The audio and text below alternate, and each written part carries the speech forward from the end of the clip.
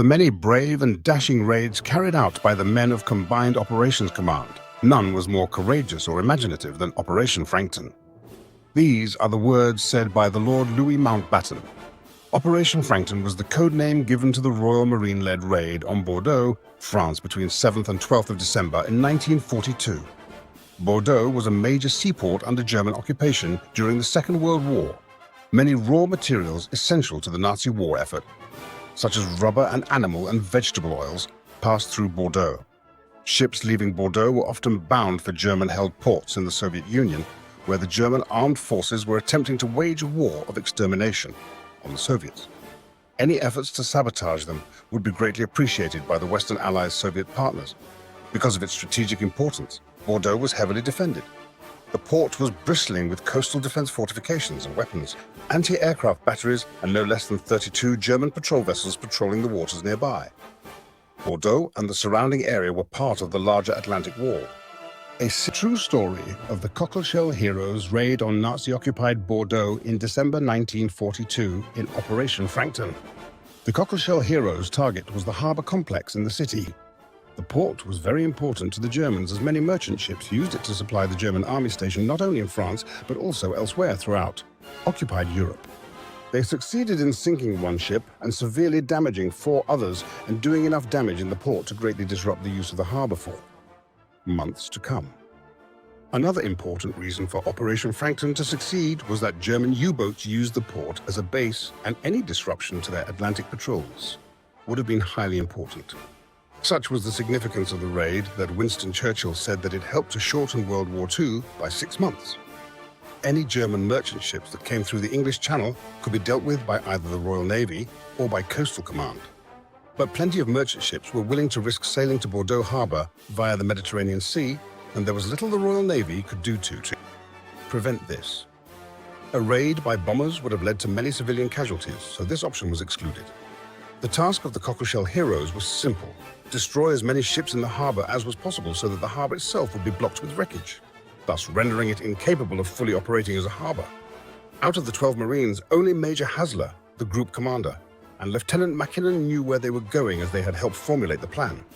The other 10 Marines were only told their target once the submarine tuna surfaced off the French coast. One of the canoes was holed as it was being made ready on the tuna. 2 Royal Marines who were meant to have crewed this kayak, called Cachalot, could not take part in the raid.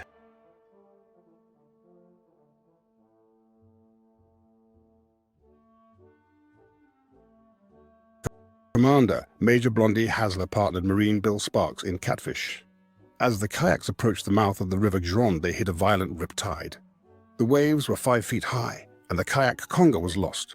The 2 crew of Conga, Corporal George Sherd and Marine David Moffat, were towed by the other kayaks. Once near the shoreline, both men had to swim to the shore as they were slowing down the remaining kayaks. Neither man made it to the shore alive. The crew of the kayak Coalfish, Sergeant Samuel Wallace and Marine Jock Ewart, were caught by the Germans, interrogated and shot after being held captive for 2 days. Despite being in uniform, their captors carried out Hitler's infamous commando order that anyone captured on commando raids was to be shot. The crew of the Cuttlefish, Lieutenant John Mackinnon and Marine James Conway, had to abandon their kayak after it was damaged. They were also caught by the Germans, who handed the pair over to the Gestapo before being shot. With 4 kayaks down, the raiders were only left with 2 kayaks. Along with Catfish, Crayfish was left crewed by Marine William Mills and Corporal Albert Lava. The 2 kayaks got to the harbour in Bordeaux. By now, the Germans knew that something was up, and they greatly increased the number of patrols along the Gironde. The 2 crews paddled at night and hid during the day. The crew of both remaining canoes placed limpet mines on the merchant ships they found in the harbour. Both Crayfish and Catfish escaped on the tide. The damage to Bordeaux harbour was severe. Now the crews had to leave their kayaks, move on foot and link up with the French resistance, Lava and Mills, who were moving separately from Sparks and Hasler, and both were caught by the Germans. Operation Frankton was a tactical success, with 2 ships severely damaged and a further 2 ships slightly damaged, and a further 2 ships slightly damaged. The damage to the ships and the resulting disruption to German supply lines had a significant impact on the war effort. The raid also had a profound psychological effect, demonstrating that even heavily guarded ports were vulnerable to small, highly trained commando units. However, the mission came at a high cost. Of the 10 men who set out on the raid, only 2 survived, Hasler and Bill Sparks. 6 were captured and executed by the Germans, while 2 met their demise through hypothermia. Despite these losses, the bravery and determination of the Royal Marines became a symbol of courage and ingenuity. There is no doubt that Operation Frankton had a significant impact on the course of the war, both strategically and symbolically. The Germans defined the raid as the most daring raid of the Second World War. Winston Churchill, the British Prime Minister, later praised the operation, stating that it shortened the war by 6 months.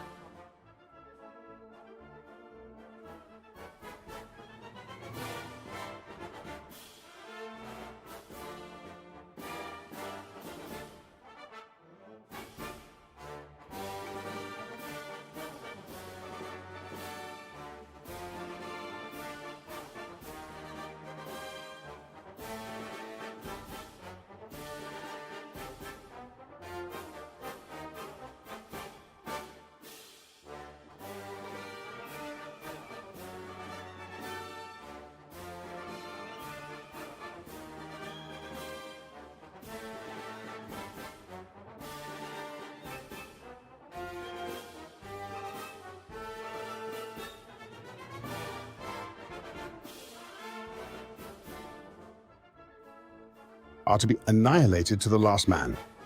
This was to be carried out whether they be soldiers in uniform or saboteurs with or without arms, and whether fighting or seeking to escape. And it is equally immaterial whether they come into action from ships and aircraft or whether they land by parachute. Even if these individuals on discovery make obvious their intention of giving themselves up as prisoners, no pardon is on any account to be given.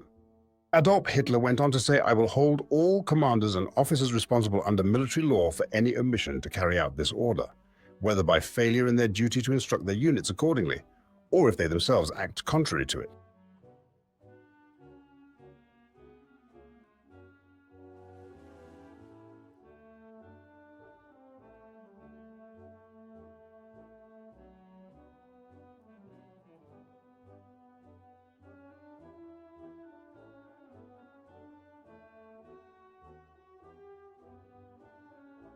In his pre-operation briefing, Hasler was told that after the operation he and other members of the group should make their way to the French town of Ruffec, 100 miles from where they had beached their kayak, and make contact with the French resistance. They made contact with escape line leader Mary Lindell and her son Maurice. Mary was an Englishwoman who founded and led an escape and evasion organization, the Marie Claire Line. Lindell arranged for them to be guided on foot across the Pyrenees into Spain and safety. The legacy of Operation Frankton lives on, not only in military history but also in the broader narrative of the Second World War. The bravery and sacrifice of the Royal Marines continue to inspire generations of military personnel and serve as a powerful example of what can be achieved through courage, ingenuity, and determination in the face of overwhelming odds. In conclusion, Operation Frankton stands as a testament to the courage, ingenuity, and determination of the Royal Marines during the Second World War. The raid on Bordeaux, carried out by a small team of commandos using unconventional methods, dealt a significant blow to the German war effort and demonstrated the vulnerability of even the most heavily defended targets.